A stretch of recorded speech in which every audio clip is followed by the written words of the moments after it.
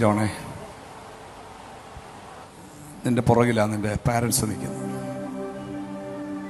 മോളെ ചെറിയ, നിന്റെ ബാക്കിലാണ് നിന്റെ പാരൻസ് നിൽക്കുന്നത്.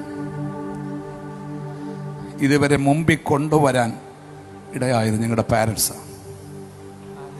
നിങ്ങൾ മുഖാന്തരം അവരുടെ കണ്ണ് കലങ്ങരുത്. അമ്മ എന്ന രണ്ടക്ഷരത്തിൽ സ്നേഹം മാത്രമാണ് നിറഞ്ഞിരിക്കുന്നത്. കണ്ണുകളെ വിളക്കാക്കിയും കൈകളെ തൊട്ടിലാക്കിയും രക്തത്തെ പാലാക്കിയും വാക്കുകളെ ഇണമാക്കിയും ശ്വാസത്തെ താരാട്ടാക്കിയും താലോലിക്കുന്ന നല്ലൊരു ഹൃദയമാണ് അമ്മ. അമ്മയുടെ ജീവിതത്തിൽ ഒരു വേദന ഉണ്ടാകരുത്. അച്ഛനെന്ന് പറയുന്നത് ജീവിതകാലം മുഴുവനും സ്വപ്നങ്ങൾ നെഞ്ചിലേറ്റി നടക്കുന്ന വ്യക്തിയാണ് അച്ഛൻ എന്ന് പറയുന്നത്. തനിക്ക് നേടുവാൻ കഴിയാതെ പോയ സകലതും തൻ്റെ മക്കളിലൂടെ നേടിയെടുക്കണമെന്ന് ആഗ്രഹിക്കുന്ന വ്യക്തിയാണ് അച്ഛൻ എന്ന് പറയുന്നത്. നിങ്ങൾ ആരോടും പറയാതെ സകല പ്രതിസന്ധികളും മനസ്സിലൊതുക്കി ജീവിക്കുന്ന വ്യക്തിയായിരുന്നു അച്ഛൻ.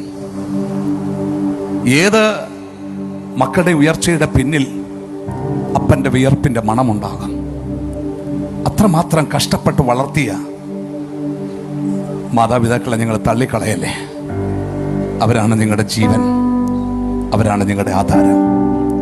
കർത്താവ് കഴിഞ്ഞാൽ അടുത്തത് നിങ്ങളുടെ കുടുംബമാണ്, നിങ്ങളുടെ പാരൻസ്.